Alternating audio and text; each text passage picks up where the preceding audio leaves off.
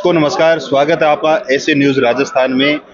और आज अभी हम मौजूद हैं सूरतगढ़, श्री गंगानगर जिले की सूरतगढ़ तहसील में हैं। यहाँ अग्रसेन भवन में संत रामपाल जी महाराज के सानिध्य में एक जिला स्तरीय सत्संग का आयोजन किया गया और वहाँ काफ़ी श्रद्धालु आए। उनके साथ साथ में हमारे साथ एक ऐसा चेहरा मौजूद हैं जो किसी परिचय के मोहताज नहीं हैं। श्री डूंगराम जी गेदर, लंबा इनका राजनीतिक अनुभव है और वर्तमान में सूरतगढ़ विधानसभा के विधायक भी हैं। हम इनसे बात करते हैं, इनका अनुभव जानते हैं संत रामपाल जी महाराज के बारे में और इनका राजनीतिक अनुभव भी जानते हैं। मैं शुरुआत में ही ग्रेजुएशन करने के बाद मैं सौभाग्यशाली रहा कि साहब कांसी राम जी जो बहुजन समाज पार्टी के संस्थापक थे, उनसे जुड़ने का मुझे मौका मिला और उन्हीं से प्रेरणा लेकर के मैंने राजनीति में आया और राजनीति में आकर के मैंने प्रण किया कि मैं शादी नहीं करवाऊंगा, मेरे नाम से कोई संपत्ति नहीं होगी और मैं मेरा पूरा जीवन सेवा में लगाऊंगा। क्योंकि आज की जो राजनीति है, जिस तरह से लोगों की नज़रों में राजनीति को लोग देखते हैं, मेरा ये मानना था और साहब कांसी राम जी की प्रेरणा से कि हम इस राजनीति को साफ सुथरा कैसे करें और एक सेवा भाव भी राजनीति के अंदर हो, इस तरह का प्रयास कैसे करें। तो उस समय से लेकर के और एक सेवा भाव से मैं राजनीति में आया हूं और सेवा करने के लिए ही सूरतगढ़ की जनता ने 2019 के अंदर मैंने कांग्रेस पार्टी ज्वाइन कर ली, राहुल गांधी जी के नेतृत्व में, श्री अशोक गहलोत साहब के नेतृत्व में, और आज सूरतगढ़ से मैं कांग्रेस का विधायक हूँ। मुझे सूरतगढ़ की सेवा करने का मौका मिल रहा है। सूरतगढ़ की जनता ने बहुत बड़ा प्यार, स्नेह, आशीर्वाद मुझे दिया है कि 50,000 वोटों के अंदर से मुझे जिता करके भेजा। तो सर, सूरतगढ़ की जनता ने आप पर विश्वास किया और बहुत भारी बहुमत से आपको जिताया, तो विजय प्राप्ति के बाद में ऐसे कौन कौन से कोई 4-5 मुख्य कार्य बता पाएं जो एक ऐतिहासिक हो और सूरतगढ़ की जनता को डायरेक्ट उससे लाभ पहुंचता हो? सूरतगढ़ विधानसभा में चुने जाने के बाद जो सूरतगढ़ की जनता ने विश्वास किया, उसी विश्वास के अनुरूप सूरतगढ़ विधानसभा क्षेत्र के टोटल मुद्दों को विधानसभा के अंदर मजबूती से उठाने का मौका मुझे मिला। चाहे वह सूरतगढ़ को जिला बनाने का मैटर हो, चाहे सूरतगढ़ के अंदर एडिशनल एसपी को बिठाने का मैटर हो, चाहे एटा सिंह रासर माइनर का मैटर हो, चाहे खातेदारी का मुद्दा हो, चाहे चकबंदी का मुद्दा हो या गंदे पानी का आने का मुद्दा हो, और जो भी इस तरह के जितने भी मुद्दे मेरे सामने आए, उन सारे के सारे मुद्दों को विधानसभा के अंदर मजबूती से उठाने का काम किया है। और विकास के लिए भी जिन जिन मंत्रियों से मिलना पड़ा, चाहे विधानसभा में बोलना पड़ा, मुझे इसका मौका मिला और उसका फायदा सूरतगढ़ की जनता को ये मिला कि जिला का जो हमारा अस्पताल, सूरतगढ़ का जो अस्पताल है, उसको उपजिला अस्पताल घोषणा कर राजस्थान सरकार को करनी पड़ी। आज उस जिला अस्पताल का बजट भी मंजूर हो गया है और वो बढ़ना भी शुरू हो जाएगा। इसी तरह से पशुओं का जो चिकित्सालय था, उसको सूरतगढ़ के अंदर श्री गंगानगर जिले के बाद दूसरे नंबर का पशु चिकित्सालय, बहुउद्देशीय पशु चिकित्सालय कर्मोन्नत करवाया है। इसी तरह से और भी बहुत सारे उप केंद्र हैं, पशुओं के चिकित्सालयों में कर्मोन्नत करवाने का काम है, स्कूल को कर्मोन्नत करवाने का काम है। तो ऐसे बहुत से काम है, वो करने का मौका मिला है। CSR का फंड जो थर्मल से आता है, अब से पहले उस थर्मल के फंड को, CSR के फंड को कहाँ ले जाया जाता था, गंगानगर तक वो फंड लगता था। लेकिन अब की बार हमने स्पेशल प्रयास किया कि जिस टिब्बा बेल्ट के अंदर थर्मल है और जिस क्षेत्र के लोगों को थर्मल से प्रदूषण का दंश झेलना पड़ता है, उसी क्षेत्र के लोगों को उसका लाभ है वो मिलना चाहिए। और हमने सारा का सारा बजट उसी क्षेत्र में देने का काम हम लोगों ने किया है। जो मुझे 5 लाख करोड़ का जो बजट मिलता है, वो बजट भी हम लोगों ने अभी, आज जैसे इस साल का अभी 7 महीने बाकी पड़े हैं, लेकिन आज ही लगभग 5.5 करोड़ की अनुशंसा मैंने इस बजट की कर दी है। तो इस तरह से हर क्षेत्र के अंदर जो भी मुद्दे क्षेत्र के रहे हैं, उन मुद्दों पर हम लोग प्रभावी तरीके से काम कर रहे हैं और मजबूती से क्षेत्र के अंदर विकास के कामों को आगे बढ़ाने का काम हम लोग कर रहे हैं। तो सर, आपने CSR बजट की बात की, तो थोड़ा सा एक लाइन में बता पाएंगे ये CSR बजट क्या होता है, या फिर अन्य भी जो ऐसे अभी विधायक पद पर मौजूद हैं वो भी इस चीज़ को अपनी विधानसभा में लागू कर पाएं और जनता को फायदा पहुंचा पाए? CSR बड़े जो उद्योग धंधे होते हैं उनका एक फंड होता है जो सामाजिक सुरक्षा के अंदर उनको लगाना पड़ता है, और वो उसका एक हिस्सा होता है जो जैसे थर्मल का है, श्री सीमेंट का है। तो इस तरह के ये बजट होते हैं और सभी को लगभग इस बात का पता भी है, और जहाँ जहाँ ऐसे बड़े उद्योग है वहाँ उस क्षेत्र के अंदर उसका बजट है वो मिलता है, वो लगता है। ठीक है, एक बात और, ये तो हुई राजनीतिक। अगर हम बात करें, अभी यहाँ आध्यात्मिक प्रोग्राम था और एक परम संत रामपाल जी महाराज का सत्संग था, और भारत है वो संतों की भूमि रही है और बहुत संत भारत से ही निकले हैं। तो इस सत्संग में आप आए, आपने सत्संग में ऐसे क्या शब्द सुने जो थोड़े आश्चर्यचकित करते हो, या संत रामपाल जी महाराज के बारे में आपने पहले क्या सुना है, वो हमारे दर्शकों को बताइए। मेरी शुरू से ही इस बात की रुचि रही है कि जिन संतों ने इस देश के अंदर सामाजिक व्यवस्था में परिवर्तन के लिए, अंधविश्वासों से मुक्ति के लिए, या सामाजिक जो कुरीतियां हैं उनको ख़त्म करने के लिए जिन जिन महापुरुषों ने काम किया है, उनको पढ़ने का, उनको सुनने का, उन पे की बातें पढ़ करके सुन करके आगे बताने का ये हमेशा से एक प्रयास मेरा रहा है। और उसी प्रयास के अंदर मैं आज यहाँ अग्रसेन भवन के अंदर जो जिला लेवल की सत्संग है उसके अंदर पहुँचा हूँ, और यहाँ पहुँच करके भी यही देखने को मिला कि संत रामपाल जी महाराज ने भी देश के अंदर जो सामाजिक कुरीतियाँ हैं उनको ख़त्म करने का प्रयास किया है, अंधविश्वासों को ख़त्म करने का प्रयास किया है, और गुरु कबीर साहब की बात को आगे बढ़ाने का प्रयास किया, जो आज देश के लिए, आने वाली पीढ़ियों के लिए बहुत लाभदायक है।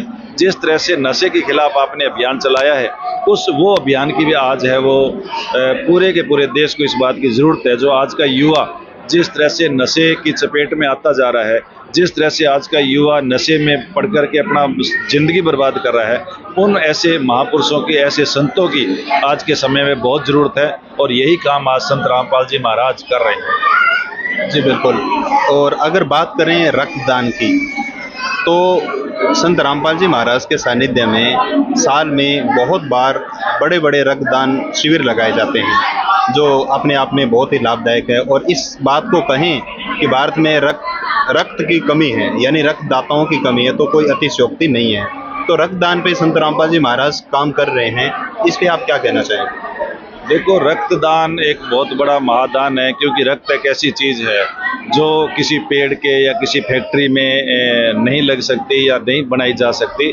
इसलिए रक्त मानव के अंदर ही निर्मित होता है और दूसरे मानव को बचाने के लिए उसी रक्त की ज़रूरत होती है, और इसके लिए संत रामपाल जी महाराज खूब काम कर रहे हैं। और पिछले 12-13 सालों से हम भी सूरतगढ़ के अंदर, सूरतगढ़ के साथ साथ मेरा जो जन्मदिन आता है 4 सितंबर, उसको पूरे राजस्थान में लगभग 40-50 जगह रक्तदान का शिविर का आयोजन किया जा रहा है। अब की बार भी सूरतगढ़ के अंदर 6 सितंबर को इस तरह का कार्यक्रम है, और पूरे प्रदेश भर के अंदर इस तरह के कार्यक्रम का आयोजन किया जा रहा है। तो ये वास्तव में ही रक्तदान से बड़ा दान कोई हो नहीं सकता, और हम सबको मिलकर के किसी दूसरे की ज़िंदगी को बचाने का काम करना है, तो हमें रक्तदान के अंदर ज़्यादा से ज़्यादा हिस्सा लेना चाहिए।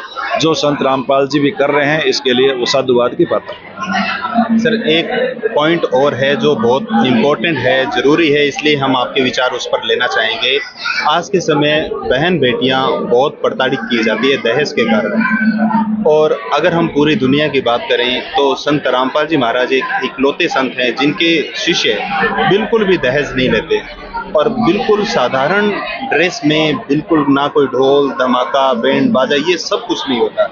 तो इतनी सादगी तरीके से संत रामपाल जी ने ये विवाह की व्यवस्था है उसको शुरू किया है, उस पे आपके विचार जानना चाहिए। देखो, दहेज प्रथा एक सामाजिक कुरीति है, और उस कुरीति को ख़त्म करने के लिए संत रामपाल जी महाराज ने बिना दहेज शादियों का जो व्यवस्था शुरू की है, प्रचलन शुरू किया है, उसके लिए वास्तव में वे साधुवाद के पात्र हैं। इस तरह से हम लोगों को बिना दहेज की शादियां, ताकि हमारी बहन बेटियां वो शादी के लिए प्रताड़ित न हो, और हमारी बहन बेटियां भी इज्जत और मान सम्मान की ज़िंदगी जी सके, इसके लिए हम सब लोगों को काम करना चाहिए।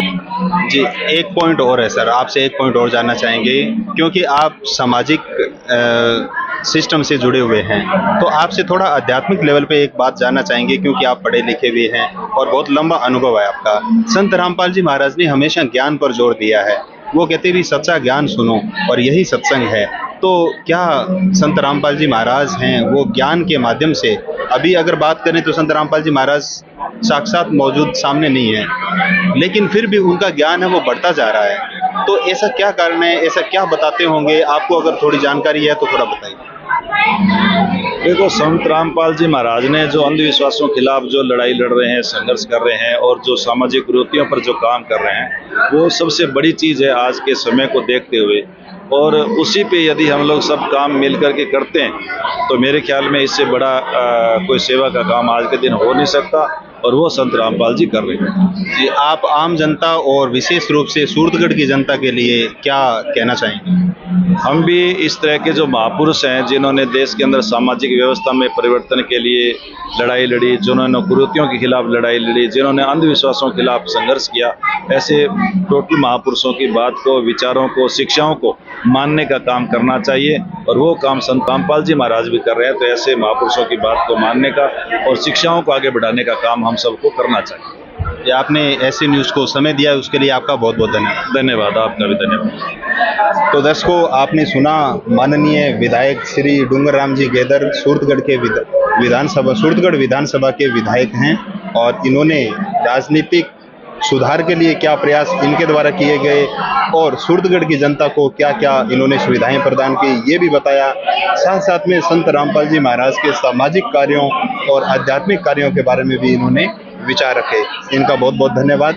हमारे साथ जाने माने चेहरे परशुराम जी भाटिया, पूर्व चेयरमैन सूरतगढ़, आए हैं, सत्संग में पधारे हैं। इनके विचार जानते हैं। सर, आपका स्वागत है ऐसे न्यूज़ राजस्थान।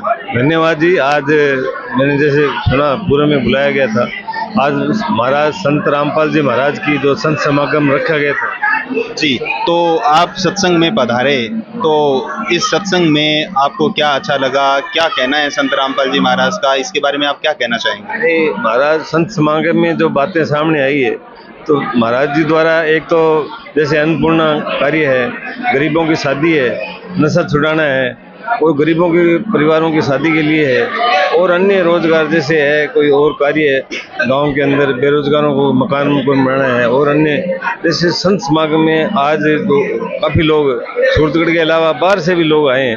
तो उनकी अनुयायी जो है इस बात पे बहुत मैं भी प्रभावित हुआ हूँ कि ये कार्य बहुत अच्छा है, कबीरपंथी है, जो सब लोग इससे प्रभावित होकर आज इतने हजारों आदमी आज आए हैं और उनसे कुछ ज्ञान प्राप्त किया है। और इनके जो एक आदमी अगर नशा छोड़ता है तो इसे एक परिवार पूरा सुखी होता है। इसे आगे देख के शादियाँ भी करवाते हैं तो गरीब परिवार की, और बेरोजगारी है, अन्य अन्नपूर्णा जैसे बताई, और नशा पता है, और अन्य जो भी सामाजिक काम करते हैं, इनके लिए मैं पूरे जो है उनके अनुयायियों का बहुत बहुत आभार व्यक्त करता हूँ।